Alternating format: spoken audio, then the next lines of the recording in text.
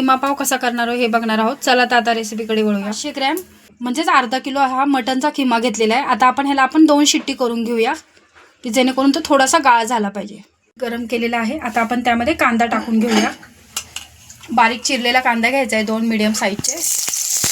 नाही करायचं आहे आपल्याला, तो फक्त 2 मिनटं शिजवून घ्यायचा आहे. त्यामध्येच आता आपण टोमॅटो टाकून घेऊया.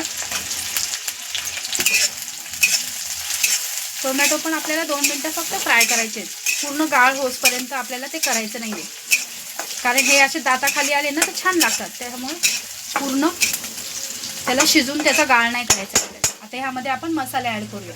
अर्धा चमचा हळद टाकू. मिरची पावडर तुमच्या आवडीनुसार तुम्ही कमी जास्त टाकू शकता. काळा मसाला, थोडा गोडा मसाला, अर्धा चमचा जिरे टाकून घ्यायचे. आपण शिजवताना मीठ टाकलं होतं त्यामुळे ह्यामध्ये प्रमाणातच मीठ टाकायचे. तुम्ही बघून अंदाज घेऊन, मिठाचं प्रमाण जास्त नाही करायचं. हे सगळे मसाले जे आहेत ते आपण मिक्स करून घेऊया. आता ह्यामध्ये मी माझा घरचा मसाला टाकते. जर तुमच्याकडे तुम्ही घरी केलेला मसाला नसेल तर तुम्ही कांदा लसूण मसालासुद्धा वापरू शकता.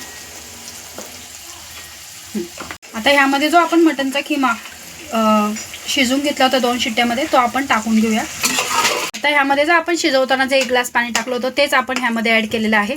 आपण बाहेर पाण्याचं थोडंही पाणी बाहेरचं आपण ह्यामध्ये टाकायचं नाही आहे. आणि हे पूर्ण सुकू द्यायचं आहे. पूर्ण कोरडं झालं पाहिजे ते. आणि आता आपण ह्यामध्ये थोडीशी कोथिंबीर टाकून घेऊया.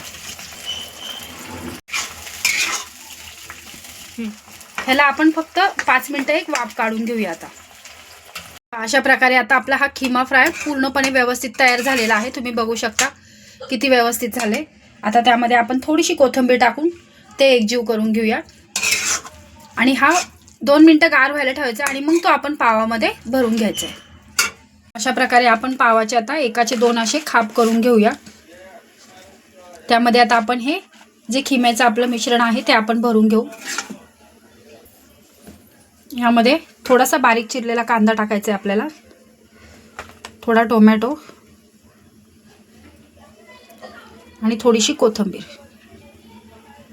आता हा पाव आपण अलगद तव्यावर ठेवून द्यायचा आहे असा व्यवस्थित. मटनचा आणि चिकन. आता आपण ह्यामध्ये थोडंसं कढईने तेल टाकून घ्यायचं आहे. आता आपण हे एका बाजूने शेकून झाल्यावर आपण दुसऱ्या बाजूने पण व्यवस्थित पलटी करून घ्यायचे. काही करायची नाही आहे हे करताना. गॅस स्लो फ्लेमवर ठेवायचा आहे. हे बघू शकता तुम्ही एका बाजूने किती व्यवस्थित ब्राऊन झालेला आहे आपला. आता आपण दुसऱ्या बाजूने सुद्धा असं क्रिस्पी करून घ्यायचं आहे. पण तुम्ही बघू शकता आता आपले दोन्ही बाजूने किती व्यवस्थित क्रिस्पी झालेले आहे. आता आपण हे काढून घेऊया. अशा प्रकारे आपला खिमा पाव खाण्यासाठी तयार आहे. तो आपण कट करून घेतलेला आहे. तुम्ही बघू शकता. त्याबरोबर कांदा आणि लिंबू तुम्ही सर्व करू शकता.